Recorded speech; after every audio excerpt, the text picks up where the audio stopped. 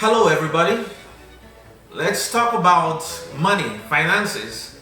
That's another controversial topic, right? And this topic is really important to those of us from Africa, for instance, who are living abroad. You may be living in parts of Europe or in the United States of America or Canada or wherever you find yourself today, far away from home. You're an immigrant to that country, and within that country that you're in, you have responsibilities to the government. You have to pay taxes, right? You have utility bills that you have to pay: electricity, water, gas, and you have responsibilities to your children if you have kids. To feed them, pay their school fees if they're going to private school, for instance. And so many responsibilities, and those responsibilities don't go away. There are also responsibilities that you have to people back in your home country. If you're from Africa, for instance, a lot of people will depend on you for a lot of things. And so one needs to be able to balance providing for one's family within the country that they are in and working and making a living, and also helping the people back home. But when you want to help the people back home, you have to be extremely careful not to overstretch your resources so that you get into a problem here abroad, right? So today, I'm not talking about helping, for instance, your mom and your dad. Those are two very important people in your life that you should not ignore at all. Even if they are working, you still need to send money to them and support them to say thank you for taking a good care of me, right? And there are people who have health issues, for instance, as well, because we know that in many parts of Africa, the healthcare system is completely comatose, right? It's really bad what is happening there. And so there is virtually no public healthcare system, and when people get sick, they rely on people abroad to send them money so that they can take care of themselves. I'm not asking you to shut your bowels of mercy when somebody is really, really in need. What I'm going to be talking about today is a cohort of individuals who will keep coming back to you day in, day out. They are always asking for money. You get a request from them last month, you get another request from them this month, so you become a sort of an income generator for them, right? It's like they get their income from you without really working. So you need to be extremely careful with those kinds of people. It could be a friend, it could be a relative, whatever kind of relationship it is. It could even be an unknown person, because sometimes you get emails, from all kinds of people every day. So you have to be extremely careful, so that you're not helping people to resolve the symptoms of a problem that runs deeper than you can imagine. So that you're not helping to resolve symptoms rather than the cause of the problem, and the cause many times is hidden from the human eye. You have to be careful. There are people who have maybe spiritual problems, and you don't know, and you just keep throwing money at the symptoms of the problem, and the problem is not going away, and they keep coming back to you, right?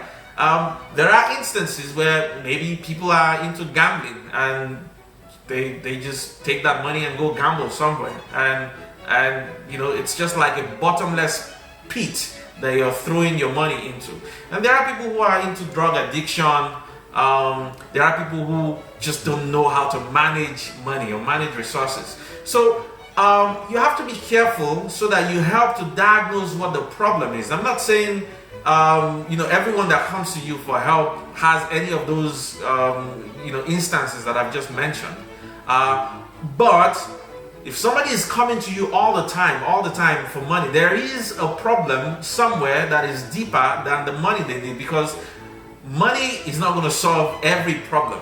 In fact, money may inflame some problems and cause them to balloon into such a state that you cannot even help them anymore. So if this person that is coming to you all the time is someone you love and you can devote some time to, not my money being thrown at them, maybe I can set them up for some financial education somewhere where they can be taught how to run a business properly, so that they just stop wasting your money and your hard-earned money.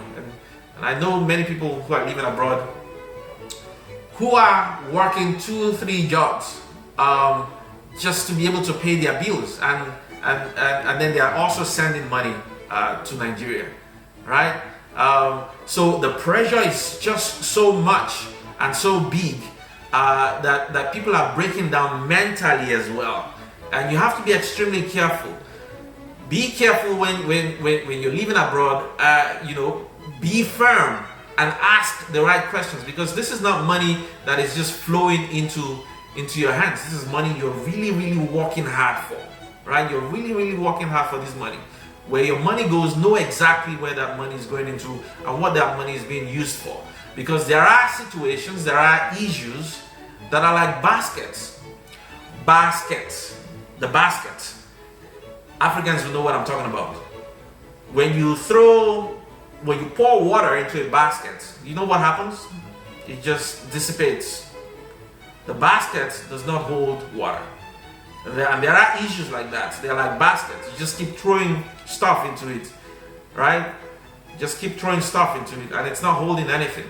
But until you help to diagnose that problem, that issue, it's gonna be like, a basket that just keeps sucking your money. So you have to be extremely careful. Know also that you have responsibilities here. When you have a wife and children, that they are your primary responsibilities as a man. And if you're a woman as well, your family is your immediate family, your children, your husband. Those are your primary responsibilities. Don't overlook your primary responsibilities and start being the savior of the world, right? But if you must help, make sure you're asking the right questions, the why questions. Why is it asking me for this? Why is it asking me for this? Why does it need this at this particular point in time? So that your money will be put to good use. Whatever relationship you have with people, make sure it's a symbiotic relationship. Symbiotic. It's not parasitic. If somebody's asking you continuously, help, that is a parasitic relationship. At some point, you gotta help that person to be able to help themselves as well. Help the person to help themselves as well. Help the person to help themselves as well. May God give us understanding. May God give us wisdom. May God continue to help you, those of you who are working really hard abroad. And I pray that a lot of things will come to light and you will understand these critical issues a lot better, so that you can be a more effective helper to people out there. More effective in the sense that you help them to help themselves. They will help themselves so much that they will stop asking you for things, right? Symbiosis versus parasitic, right? God bless you. This is a serious topic, and you can see I'm not really smiling all that much because it's a serious topic. It happens to a lot of people. Put your comments down there and just tell me about your experience and how you've been able to resolve this kind of issues in the past, and what have you. And so God bless you. Have a wonderful week ahead. I will see you again next time to talk about a different topic. All right? See ya. Have a good week.